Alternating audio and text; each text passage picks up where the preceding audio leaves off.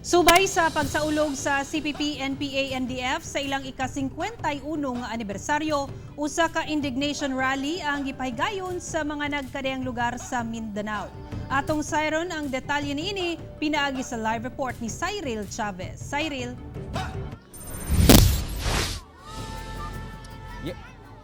Yes, Sara, ang kapulisan o kasundalohan na nawagan ngadto sa NPA nga undangon na ang 51 ka tuig nga pakigbisog. Dili sayon pilihon ang gobyerno. Nasig panghambog nga mudaog na aron nga makumbinsi ang mga masa. Daghan na kayong mga kidabuhi ang nakalas. 5 ka dekada nga NPA kining si alias Alpon apan aminado siyang walay maayong sangputan ang pakigbisog sa CPP, NPA, NDF batok gobyerno.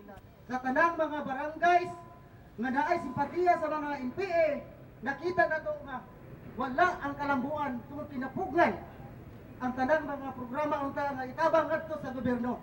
Dili kuno angay nga sa ulugon ang anibersaryo sa NPA, sanglit dili angay nga i-recognize ang maong grupo. Ay, ang ilang celebration, that's a celebration of violence, of advancing violence and advancing terrorism. So kini siya, di nato na dapat na i-celebrate. Sa General Santos City, nagkatapok usab ang kapulisan, kasundaluhan ug mga kaning NPA aron ipakita ang suporta sa pagtapos sa insurhensiya sa nasod. Si K.F. Fren, usa sa mga iladong spokesperson sa NPA kaniadto, nagbutyag nga dili na kuno uso ang People's War. Samtang sa Taguluan, Misamis Oriental, gihimo usab ang indignation rally aron hingpit nang mawala ang impluwensya sa NPA sa lungsod. 101% nga support sa atong gobyerno. Tuod kay nakita nako ang gobyerno, nakita nako ang dagan sa gobyerno karon, maayo man kayo ang dagan sa gobyerno.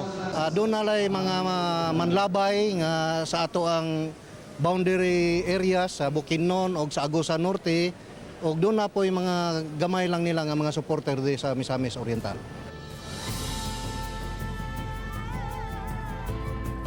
Tambag karon sa kapulisan ingon man sa kasundalohan ug mga kanhing membro sa NPA ngadto sa mga aktibo pa sa maong kalihukan nga mubalik na sa sabakan sa gobyerno tungod adunay mga programa ingon man benepisyo nga giandam alang kanila.